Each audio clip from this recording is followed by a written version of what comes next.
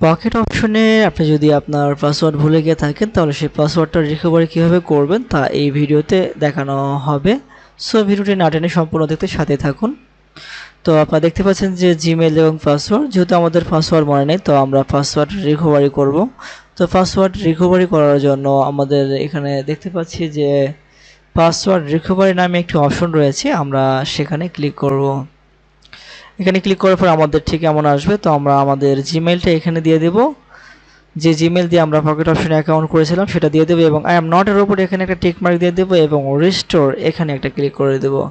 তো এখানে ক্লিক করার সঙ্গে সঙ্গে কিন্তু এমন আসবে, check your email address, use this link to mail it to your process it with your pocket option account password. যাই হোক, আমরা আমাদের মেইল চেক করে তারা একটা মেইল পাঠিয়ে দিয়েছে।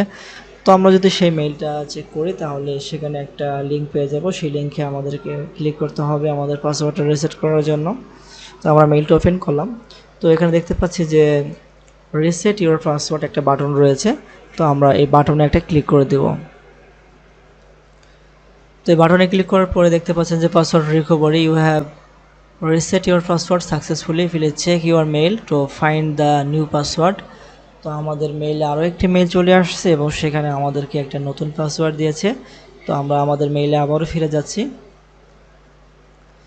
তো দেখতে পাচ্ছি যে পকেট অপশন থেকে আরেকটা মেইল আসছে এবং আমাদেরকে নতুন আরেকটি পাসওয়ার্ড দেওয়া হয়েছে।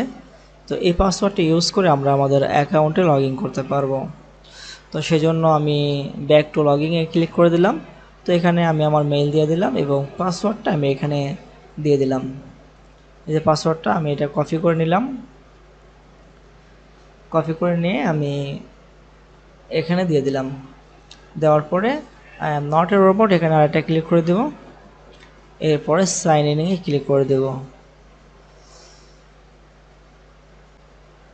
তো আমার অ্যাকাউন্টটা লগ ইন হচ্ছে। তো দেখতে পাচ্ছেন যে আমার অ্যাকাউন্টে লগ ইন হয়ে গেল। তো আশা করি বুঝতেই পারছেন যে আপনারা যদি আপনাদের পকেট অপশনের পাসওয়ার্ড ভুলে যান তাহলে কীভাবে সেটাকে রিকভারি করবেন।